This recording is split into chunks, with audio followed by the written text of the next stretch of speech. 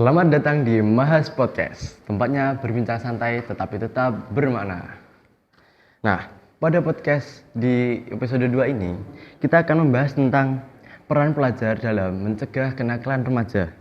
Nah, mestinya kalian bertanya-tanya, apa itu kenakalan remaja ataupun penyebabnya dan apakah ada faktor-faktor yang menyebabkan maraknya terjadinya kenakalan remaja.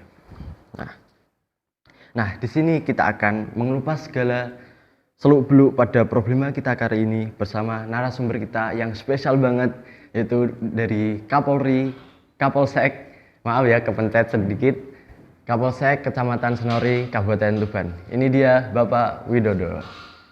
Nah, gimana Pak kabarnya? Alhamdulillah baik sekali, alhamdulillah. Kesibukan Bapak selain bertugas di Kapolsek ngapain Pak? Saya luruskan sekedap ya, bukan Kapolsek. Saya itu di Polsek Senori, jabatan saya adalah Kanit Bimas. Oh, Kanit Bimas. Ya, Kanit itu kepala unit, Bimas itu pembinaan masyarakat.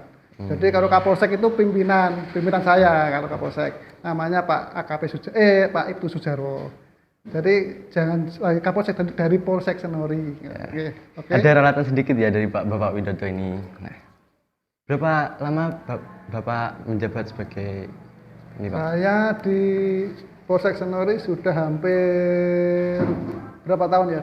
Saya 2014, mulai 2014.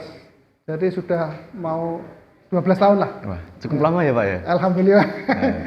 Kalau dari Kanit Bimas baru 3 tahunan. Baru 3 tahun. Okay. Kita langsung masuk pada pembahasan podcast episode 2 ini bersama Bapak Widodo dengan seseruput kopi nikmat biar ngobrol tetap santai dan rileks.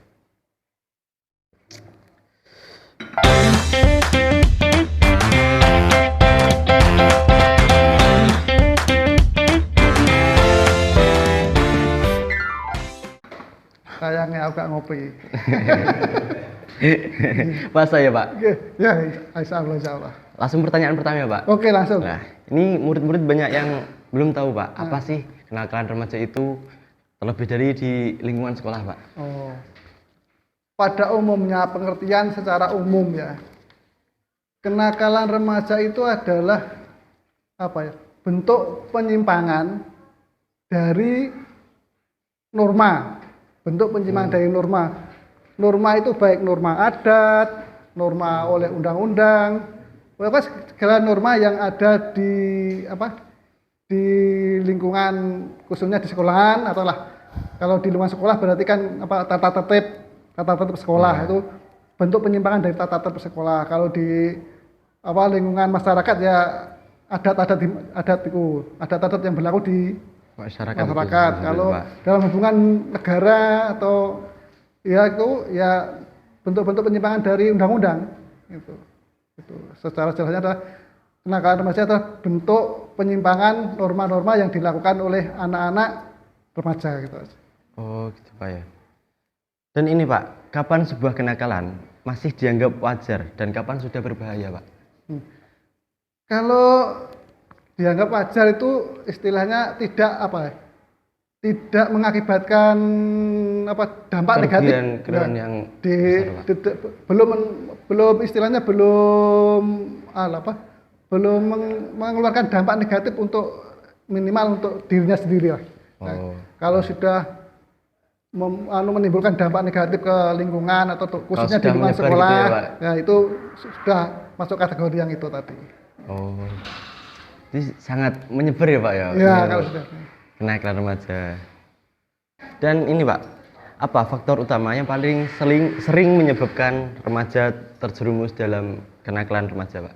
Faktor penyebab ya? Atau dari lingkungan, gadget gitu? Ya itu masuk. Faktor penyebab yang saya tahu itu ada 3. Faktor penyebab kenakalan remaja itu ada 3. Pertama itu biasanya itu anak-anak itu kurang perhatian dari orang tua atau lingkungan.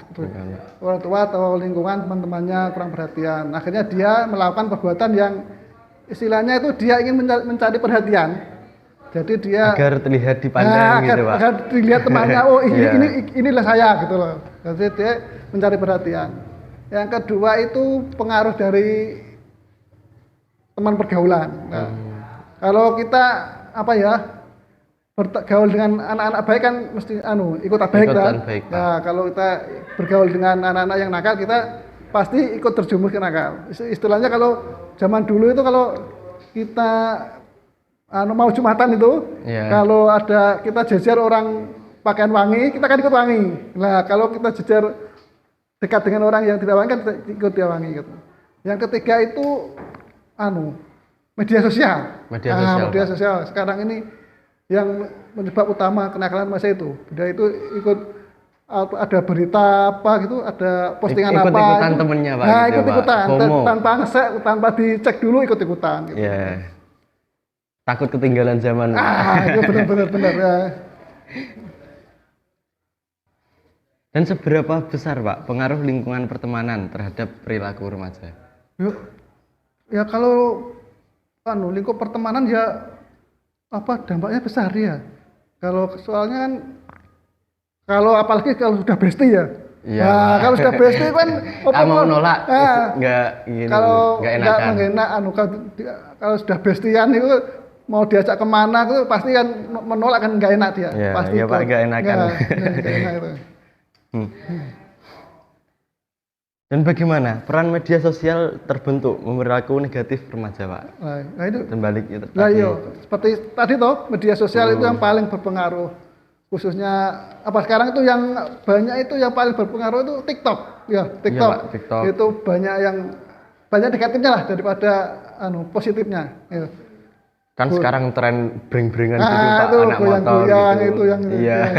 media sosial itu yang paling. Soalnya kan sekarang ini tiap anak pasti pegang HP tuh. Nggak Iya. ada yang pegang HP, nggak ada yang nggak pegang. Pasti ada. Biarpun mereknya nggak bermerek, pasti dia pegang. Oke. Seperti kebutuhan primer kalau soal HP itu kan. Sudah tergantungan ya, Pak, Iya, sekarang. kegantungan kayak. Nah, ini Pak, ada langkah sesederhana apa yang bisa dilakukan para pelajar sehari-hari untuk membantu mencegah kenakalan remaja di sekolah maupun di pergaulan, Pak? Langkah-langkahnya. Langkah kecil, iya, Pak. Langkah-langkahnya kalau kita menolak gadget itu tidak bisa. Soalnya sudah zamannya kan sekarang. Iya, Pak. Sudah era digital. Kalau kita ya caranya ya mungkin hanya membatasi, baik membatasi pemakaian gadget, membatasi pergaulan. Berarti support dari pembina? Ya Pak? dari lingkungan sekolah semua. Seperti kalau di ini MA ini kan bagus ini lingkungannya, lingkungan pondok kan bagus. Ya, Pasti kan ini sudah untuk pengawasan pondok. ketat. Ya, Nah itu kan bisa secara otomatis membatasi pemakaian gadget. Paling kan minimal kalau di pondok atau di sekolah kan nggak pakai gadget, paling pakainya di rumah. Itu kan sudah termasuk membatasi. Karena sekarang juga itu, Pak, ada pondok, Oke. kita nggak keluar-keluar gitu kan sudah aman, Pak, Ya, sekarang. makanya lingkungan pondok kan lingkungan bagus. Iya. Nah ini, Pak, bentuk-bentuk kenakalan. Bagaimana dengan kenakalan remaja yang terlihat kecil seperti bolos sekolah, motor-motoran, ataupun merokok di lingkungan sekolah, Pak? Nah, itu memang kecil, tapi kan dampaknya nanti merusak teman-temannya. Kalau bolos itu kan nggak mungkin sendiri toh. Iya, Pak. Pasti ngajak teman-teman nih bolos. Bolos sendiri kan gak asik. Masuk bolos ngumpet. Kalau dulu waktu kecil saya sekolah itu namanya ngumpet, bukan bolos, ngumpet sudah berangkat sekolah, tapi sampai jalan itu Menggo. Kalau dulu nggak ada gadget kan. Paling Iya. saya dulu itu sembunyinya di sungai apa di sawah nyari belut. Ya, carikan, Pak. Iya, Benar, carikan. kalau dulu kan sekarang kan enggak, sekarang kan tempat bola kan banyak. Udah, Ada Pak. di kopi, ada di PS, ya itu. Bedanya kan sekarang gitu. Kalau ke ngopi, kalau PS kalau sendiri kan nggak asik. Nggak Kan asik. harus banyak teman. Akhirnya kan dia ngajak temannya, akhirnya kan temannya ikut bola semua. Itu kan Iya. nggak baik. Nah, kalau seperti motor-motoran juga itu harus bawa teman. Bullying, berkelahi, tawuran itu kan juga harus banyak teman. Kalau sendiri kan nggak asik. Ya, gitu. Kalau zaman sekarang masih ada tawuran, Pak? Di luar masih. Masih Di luar masih. Khususnya itu kalau kelulusan. Iya, itu biasanya pada pawai gitu ya, Pak? Itu sering kalau bayar-bayaran seperti ini kita lewat bayar di depan sekolah lain itu Iya. biasanya sering memicu tawuran antar pelajar itu. Iya, Pak. Nah, ini Pak. Menurut Bapak, cara membangun karakter disiplin dan mempunyai sifat tanggung jawab pada remaja, Pak. Generasi muda sekarang, apalagi Indonesia meluncurkan yang namanya Indonesia Generasi Emas. Benar, Mas. Tahun 2045 gitu. Iya. Ya, dari kecil saja dulu menanamkan disiplin dari sehari-hari saja dulu. Kalau misalnya kita pagi di pondok pesantren sudah dibangunkan, ya ikut bangun. Kita nggak usah bangun tapi cari tempat lain untuk tidur lagi. Ya, dari kebiasaan sehari-hari kayak kecil-kecil dulu, waktu bangun, waktu ngaji, disiplin waktu saja. Kalau sudah disiplin dari kecil itu, hal-hal kecil itu nanti bisa dampaknya bisa ke semuanya, ke sehari-hari bisa disiplin kita. Ya. Kalau misal bangun 4 subuh bangun, nanti langsung kegiatan lain. Kalau kita lakukan tiap hari itu, nanti tubuh kita itu bisa beradaptasi. Nanti kalau nggak ada apa-apa pun jam 4 sudah bangun. Soalnya sudah terbiasa bangun jam 4 itu ya, Pak. Biasa tersiplin itu. Kalau dari orangnya sendiri, Pak, kalau susah diatur itu gimana? Apakah masih bisa berubah? Kalau dari orangnya sendiri itu harus dalam hatinya harus punya kemauan yang kuat untuk berubah. Kalau dia tidak punya kemauan yang kuat untuk berubah, ya sulit. Biarpun ada pengawas pondok atau ketertiban yang itu masa diobrak, diguyang banyak, tetap aja bangun tapi cari tempat lain untuk tidur. Kalau nggak ada kemauan kuat dari dalam diri. Kan sudah ada pendirian ya, Pak. Kalau nggak punya kemauan kuat dari diri sendirilah gitu. Iya. Ini Pak, apakah salah satu faktor penyebab remaja saat ini banyak yang terjerumus pada kenakalan remaja adalah gadget atau media sosial? Ya itu sudah pasti itu, salah satunya itu. Yang saya sebutkan dari 3 tadi kan yang terakhir gadget itu. Karena seperti sudah menjadi teman sehari-hari gadget itu kan. Iya, Pak. Di kemana-mana dibawa. Kalau nggak bawa HP sekarang kita sudah merasa kehilangan kan. Sudah disaku loh. Nah, ini di HP ku mau hilang lah. Jadi ya salah satu penyebab memang gadget itu kan, di sana ada medsos banyak sekali, mulai dari Facebook, Instagram, TikTok, Twitter, banyak kan itu. Jadi itu salah satu yang memang gadget itu yang penyebab salah satunya yang palingan untuk kenakalan remaja. Seperti budaya ngopi sekarang, Pak. Kan biasanya dulu budaya ngopi dibuat interaksi, saling cerita atau gimana. Kan sekarang sudah tergantungan gadget, Pak. Jadi kadang ada yang main, ada yang berkata kasar gitu, Pak. Iya. Berkurangnya interaksi, Pak. Iya, itu salah satu pengaruh dari gadget ya itu, kurang sosialisasi, kita kadang di warung kopi saja sekarang kan ya.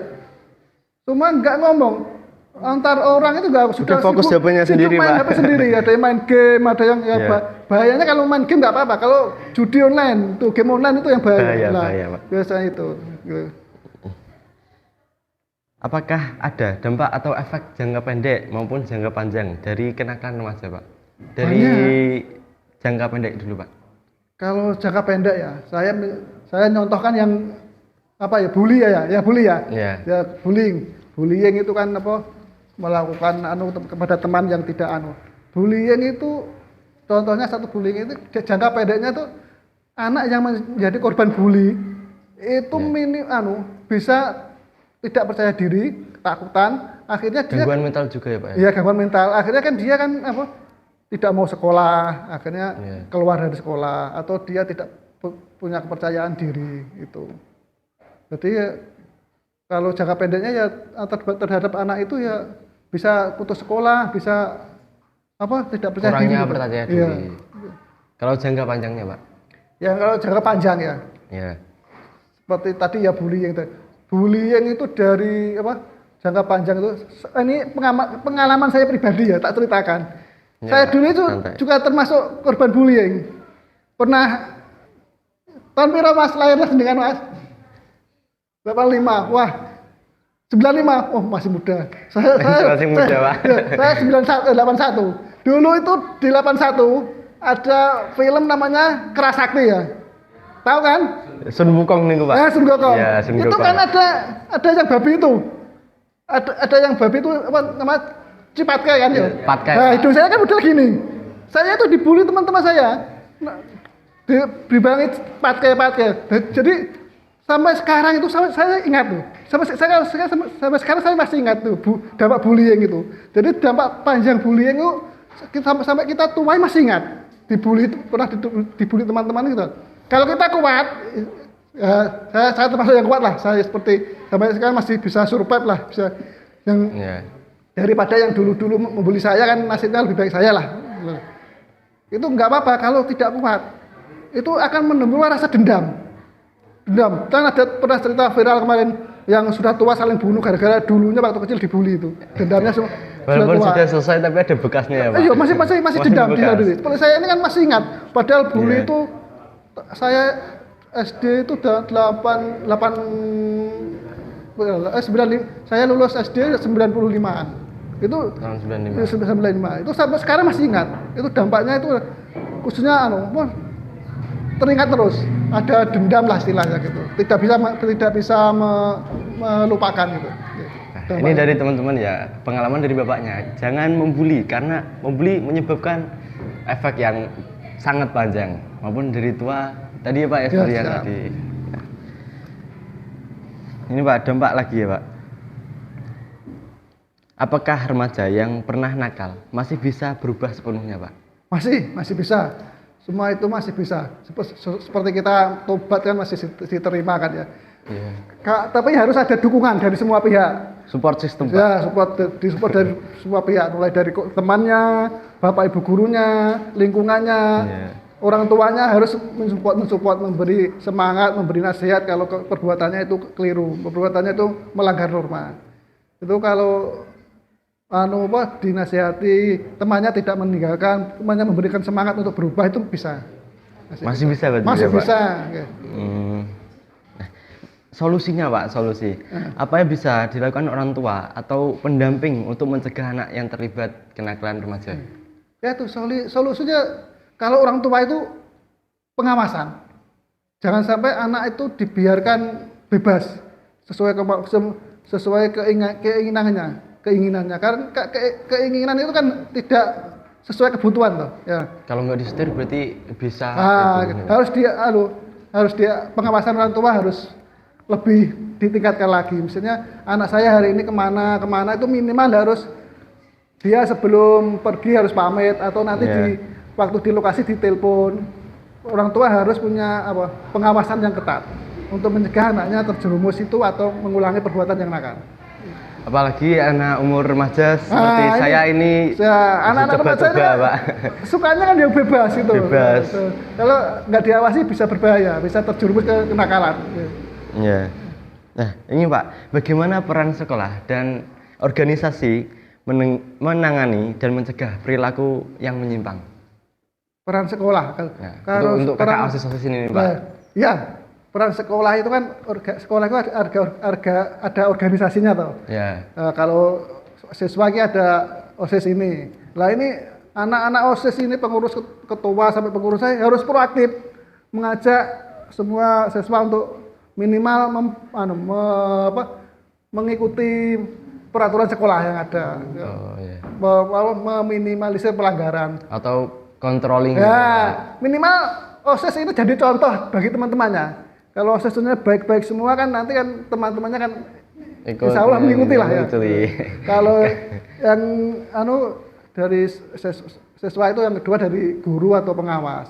Nah, pengawas itu harus bisa mengontrol anak didiknya di lingkungan. Kalau guru kan tugasnya di sekolah. Kalau sudah di rumah kan sudah tugasnya orang tua. Kalau guru kan minimal selama anak-anak itu di lingkungan sekolah masih jadi tanggung jawab. Nah, itu tanggung jawab guru dan guru harus bisa mengontrol dan mendidik anaknya waktu di sekolah.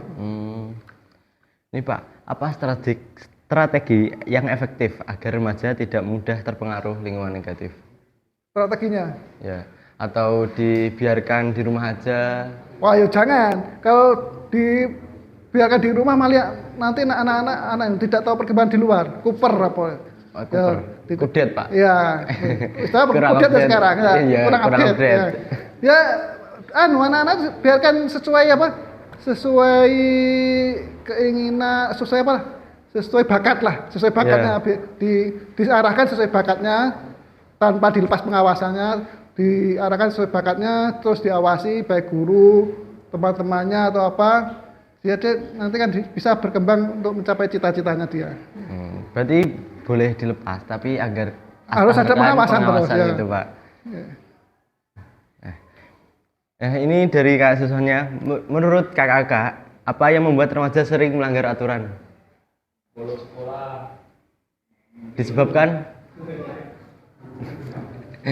Nakal itu. Ono miras nih pondok kamu deh. Nah, ono di pondok ono miras. Lah ngopi lah, itu sering lah. Ngopi jam pelajaran. Banyak Pak siswa-siswa Pak itu Pak. Nakal-nakal tuh Pak. Kalau nggak ngopi nggak keren. Ya.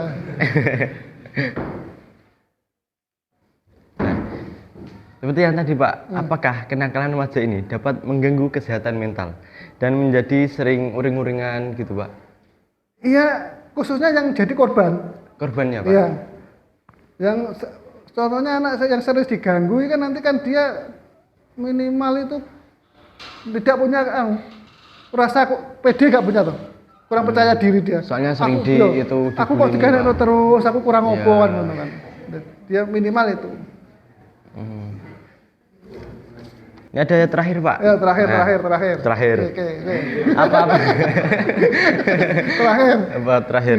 Apa pesan dan motivasi Bapak untuk para remaja yang untuk menggapai mimpi prestasi di sekolah Pak? Pesannya seperti yang tadi saya sampaikan di waktu upacara tadi ya. Disiplin sejak awal. Disiplin dari diri sendiri untuk apa ya? Kita itu memperbaiki kesalahan yang kita pernah lakukan. Misalnya setiap hari kita mengurangi kesalahan yang kita lakukan kemarin-kemarin. Kebiasaan yang salah dari kemarin-kemarin. Contohnya mau bangun malas, sudah ada azan subuh malas, itu kita harus paksakan bangun. Biar terbiasa. Nanti kalau sudah dipaksa, nanti tubuh kita ini kalau sudah dipaksa akhirnya terbiasa. Memang awalnya sakit.